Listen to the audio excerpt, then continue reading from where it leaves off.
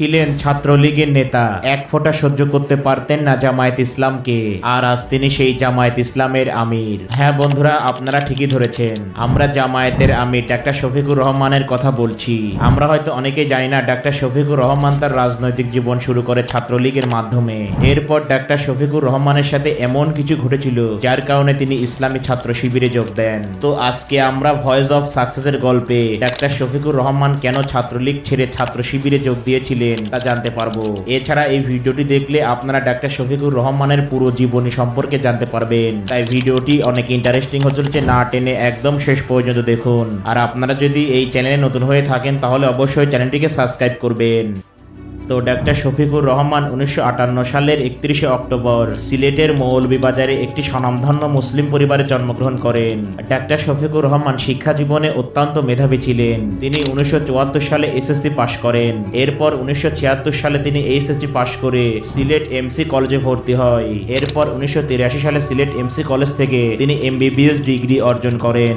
Doctor Shafiqur Rahman রাজনীতিতে যোগ দেন 1973 সালে। ডাক্তার শফিকুর রহমান স্কুল জীবনে থাকাকালীনই রাজনীতিতে যোগ দেন। তিনি 1973 সালে জাসদ ছাত্রলীগের মাধ্যমে তার রাজনৈতিক জীবন শুরু করে।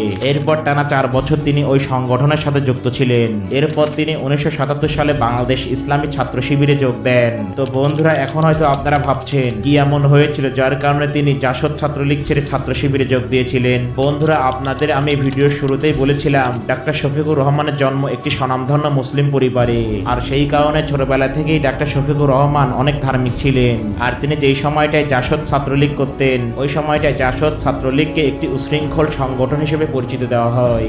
আর ওই সময় তখন ইসলামী ছাত্র শিবির ছিল পুরোপুরি শৃঙ্খলাবদ্ধ এবং সকলের প্রিয় একটি সংগঠন। তাই মূলত ধারণা করা হয় একজন ধার্মিক মানুষ এবং সর্বদা শৃঙ্খলাবদ্ধ থাকার কারণে তিনি ওই সময়টাই বাংলাদেশ ইসলামী ছাত্র শিবিরে যোগ দিয়েছিলেন। তো এরপরে তিনি বাংলাদেশ ইসলামী ছাত্র শিবিরের রাজনীতি করার পর সরাসরি বাংলাদেশ জামায়াত ইসলামের রাজনীতিতে জড়িয়ে পড়ে। তিনি সিলেট জেলা জামায়াতের আমিরের দায়িত্ব পালন করেছেন।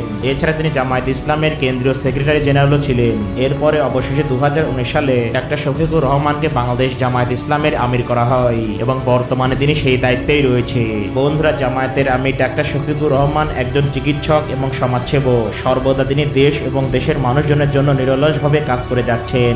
আর সেই কারণেই বাংলাদেশের অধিকাংশ মানুষ ডাক্তার শফিকুর রহমানকে খুবই পছন্দ করে। তো বন্ধুরা, ডাক্তার শফিকুর রহমানকে আপনাদের কেমন লাগে সেটা অবশ্যই কমেন্টে লিখে জানান। আর এমনই ভিডিও পেতে অবশ্যই আমাদের চ্যানেলটিকে সাবস্ক্রাইব করবেন।